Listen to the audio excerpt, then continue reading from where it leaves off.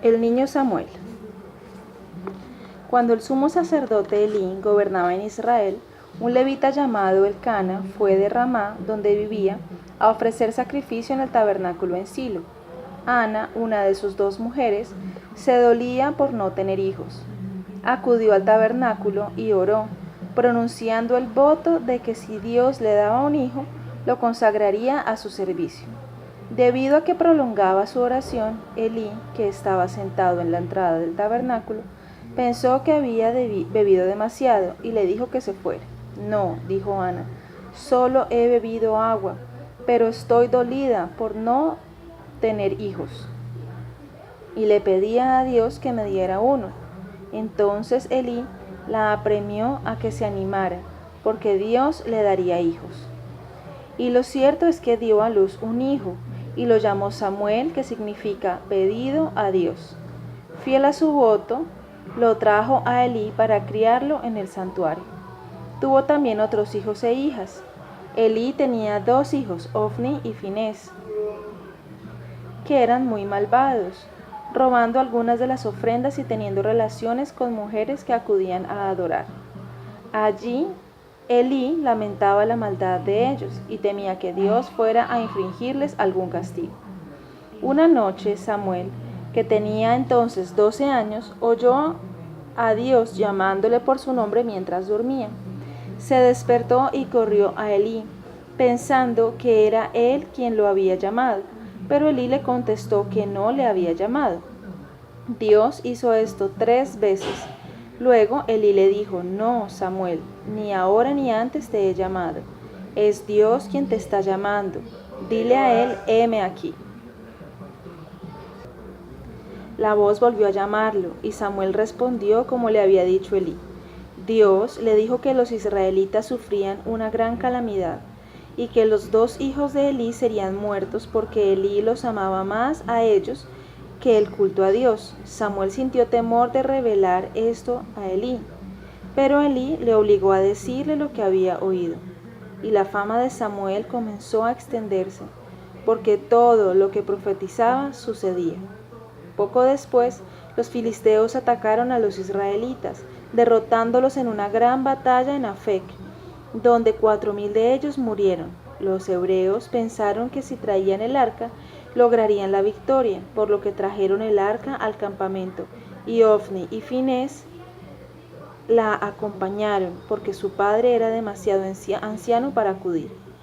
La llegada del arca infundió gran alegría a los israelitas, y los filisteos se atemorizaron cuando supieron esto, pero ambos lados se dieron cuenta pronto de su error, los unos en su gozo y los otros en su temor, porque los filisteos vencieron otra vez y dieron muerte a 30,000 israelitas, entre ellos a los hijos de Elí. El arca misma fue tomada por los enemigos. Un joven benjamita que había sobrevivido a la batalla trajo a Silo las noticias de la derrota y de la pérdida del arca. Elí, que estaba sentado en un alto sitial en una de las puertas, oyó los lamentos y llamó al mensajero. No se sorprendió ante las nuevas, porque Dios le había preparado para esperar estas cosas. Pero cuando le dijeron que el arca había sido perdida, cayó de su silla y murió, habiendo vivido 98 años y habiendo gobernado 40. El regreso del arca. Los filisteos tomaron el arca en triunfo a su ciudad de Asdod. Los filisteos tomaron el arca en triunfo a su ciudad de Asdod y la pusieron en el templo de su dios Dagón como trofeo. Por la mañana temprano, cuando acudieron a adorar a Dagón, lo encontraron a él adorando el arca, porque su ídolo había caído de su pedestal y yacía postrado. Alarmados, lo volvieron a poner en su sitio, pero una y otra vez lo encontraban abatido. Dios envió también una pestilencia de disentería sobre la población de Asdod, y muchos de ellos murieron. Luego una plaga de ratones se comió todos los frutos y las plantas, hasta que la gente de la ciudad concluyó que el arca era la causa de sus problemas. Decidieron entonces enviarla a Ascalón, cuyos habitantes estaban dispuestos a recibirla. Pero las plagas visitaron también esta ciudad, y cuando el arca fue enviada a otras partes, pasando por las 5 ciudades filisteas, siguieron los mismos sufrimientos. Los magistrados de las principales ciudades se reunieron para decidir qué hacer, por cuanto no todos estaban de acuerdo en que sus problemas provenían del arca. Algunos sabios pusieron un plan para discernir si así era. Dijeron a los filisteos que construyeran un carro nuevo para transportar el arca. Debían uncirlo a 2 vacas que tuvieran becerros jóvenes y llevarla a un lugar donde se unían 3 caminos y luego abandonarla. Y si las vacas no vuelven a sus terneros, dijeron, sino que por su propio impulso escogen el camino que conduce a los hebreos, sabremos que el arca ha sido la causa de todos nuestros males. Pero si toman otro camino, sabremos que nuestros males nos han venido por el azar. Siguiendo los filisteos a cierta distancia, para ver lo que sucedía, las vacas se dirigieron sin vacilar hacia un pueblo de la tribu de Judá, llamado Bet-Semes, donde se detuvieron, a pesar de que delante se extendía un prado verde y fresco. La gente estaba segando su trigo cuando vieron el arca y se llenaron de gozo. Levantando el arca del carro a una roca, hicieron holocausto con las vacas y el carro. Pero a pesar de su gozo, Dios hizo que 70 de ellos murieran por atreverse a acercarse al arca, porque al no ser sacerdotes tenían prohibido tocarla. Pero a pesar de su gozo, Dios hizo que 70 de ellos murieran por atreverse a acercarse al arca, porque al no ser sacerdotes tenían prohibido tocarla. Dándose cuenta de que no eran dignos de tener el arca entre ellos, los betsemitas informaron al Estado hebreo que el arca había sido devuelta por los filisteos. Fue entonces llevada a Kiriat Jearim, donde fue guardada en la casa de un hombre justo llamado Abinadab, un levita. Allí se quedó durante 20 años, después de haber estado 4 meses entre los filisteos. Por cuanto la gente mostraba gran celo en servir a Dios durante este periodo, Samuel les exhortó a recuperar su libertad de los filisteos, apremiándoles a confiar en Dios para la victoria y a apartarse de la maldad. Les prometió bendiciones no conseguibles solo con las armas. La gente aprobó ruidosamente sus palabras, ayunando y ofreciendo oración pública.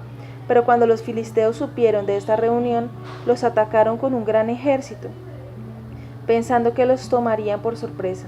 Pero de repente la tierra comenzó a temblar y a sacudirse bajo sus pies, y luego se abrió para tragar a los filisteos, mientras que los truenos los ensordecían y los rayos los cegaban, haciendo que las armas cayeran de sus manos. Mientras los atacantes subían en gran confusión, Samuel y su pueblo hicieron una gran matanza de ellos. Después lograron otras victorias, y Samuel finalmente recuperó de los filisteos todas las ciudades que habían perdido, humillando la soberbia filistea. Sirviendo también como juez itinerante, Samuel decidía disputas entre la gente, haciendo una ruta anual por las ciudades donde tenían lugar los juicios, dispensando una perfecta justicia. Cuando envejeció, designó a sus hijos Joel y Abías para dirigir la nación, pero ellos no tenían ninguna de las virtudes de su padre.